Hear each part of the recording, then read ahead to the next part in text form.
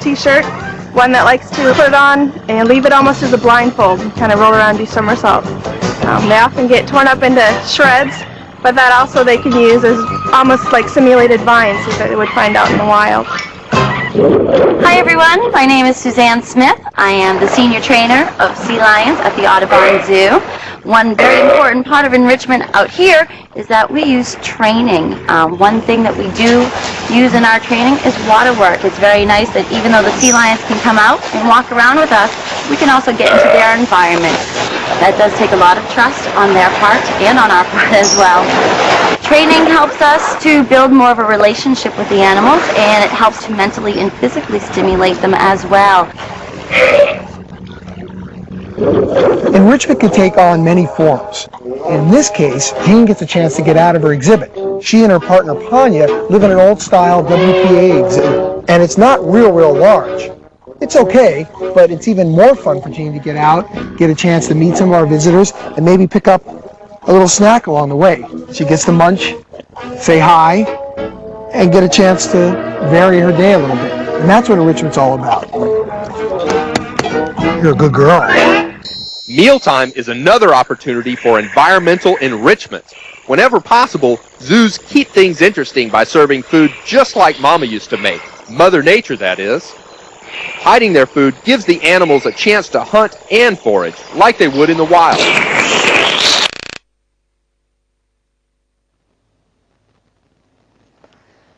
Okay, I really enjoyed that clip. You know, it made my heart feel a little bit lighter, and I can see that you guys were also very positively affected. Pens and Dovu said, enrichments are very important. DCO Hannah, I'm so sorry, I'm still learning all your full names. Educate people who visit the zoo. And Cindy says, oh my gosh, look at that, it's a positive thing. The reason why I liked that clip was because you can see that as time has gone by and as mankind has developed and zoological gardens have developed, you know, people have really connected with this whole thing about making sure that the animals are fulfilled. Because if we are observing them in as predominantly a natural habitat as possible, or stimulated as they would be in the wild, ultimately it gives us that much more of an educational experience as well. You know, even amongst zoos and naturalists and so forth, however, you know, I think you'll always have differences of opinions. And one of my favorite naturalists of all time was a gentleman called Gerald Durrell. He passed away quite a few years ago. And he embarked on a quest to actually go around the world and collect animals that he knew were highly endangered. And Gerald Durrell, a former zookeeper, naturalist, conservationist, and author, saw that only entire populations of animals under immediate threat should ever be part of a captive breeding program as a short-term solution. Basically, ladies and gentlemen, I wanted to share some personal insights with you following having done the research from the show and having to listen so carefully to all of your feedback. I hope you guys will understand what I'm saying when I say this, but I felt so full of conflict. When I first started doing this research, I thought to myself, you know, I do, and I always will support healthy zoo environments for animals. I know that I have gained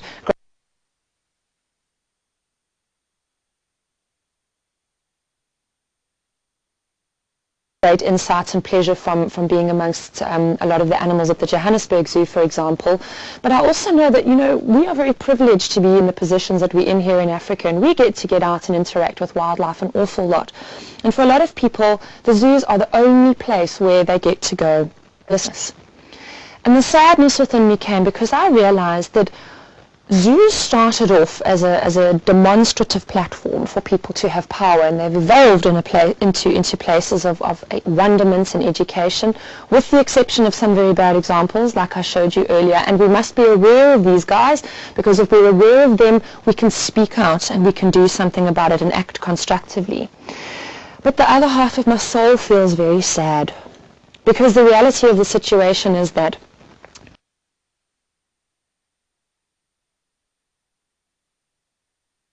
if our wild earth was better protected, if the wild habitats that so many of these animals occupy was better protected, then the chances are that most of these animals actually wouldn't need to be in zoos at all.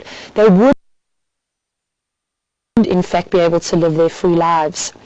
Zoos do incredible work. They are pioneers in certain captive breeding programs. I know that there's many zoos, and lots of you sent me links on the zoos where they are releasing the animals back into the wild, and those are tremendously exciting. But I think what we all need to think about for the future is that whilst zoos definitely have a role to play, we must bear in mind that zoos are not the way that we should ultimately want things to be. I know that when the day comes for me to have children, I hope to be able to take my children out into the world at large and experience as much of the living beauty of nature as possible. On the other hand, I know that perhaps my thoughts are a bit naive.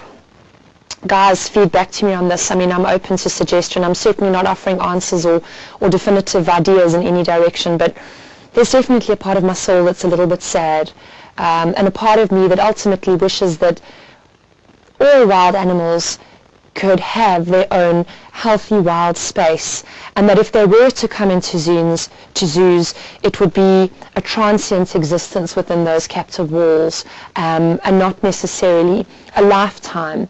But by the same token, I'd like to say that I am very grateful for those opportunities that I have had with the absolutely incredible animals that I have come into contact with throughout my life. Because it has enriched me and it has changed my life. And I'm sure that the majority of people out there will hopefully come away from zoological gardens feeling a little bit more awe-inspired. On that note, ladies and gentlemen, I'd like to thank you so much for joining me for another episode of SLAPP. It was a bit of an organic show tonight, because within myself I felt a little bit of conflict as well, acknowledging the benefits on one hand, but experiencing the sadness of the way that things ought to be and not necessarily can be on the other. And of course I always welcome your thoughts on that. Oh, I've got some quick comments to come in.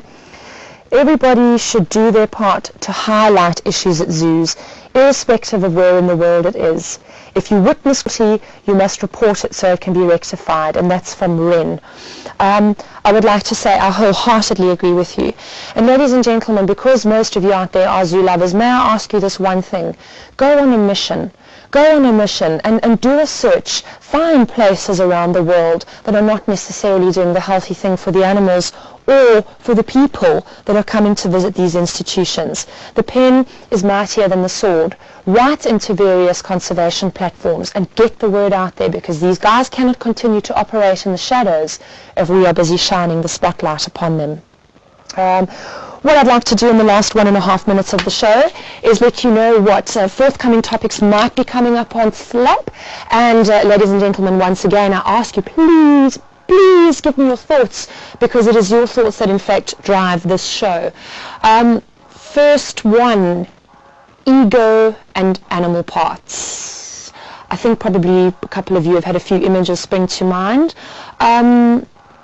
Ego, that gratification of man's need to be something, project something, get some reactions out of something. That will be possibly a future topic. And the other topic I wanted to run past you is the issues of wild animals as pets and exotic pets in people's homes. I want to know what you guys think about it, because I'm sure a lot of you have pets or know people who have wild animals as pets.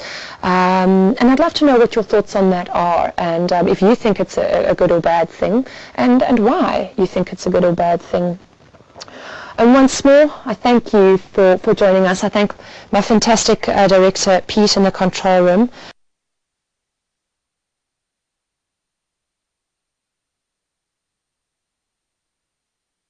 My uber wonderful cameraman husband, Pat, who's huddled up like a snowman because it's abominably cold and windy here tonight at Jimmy Game Lodge. I don't know what's happened to the weather, hence my polar Arctic wear. And I'd like to thank you very much for watching. I will be posting wonderful comments from Jane Good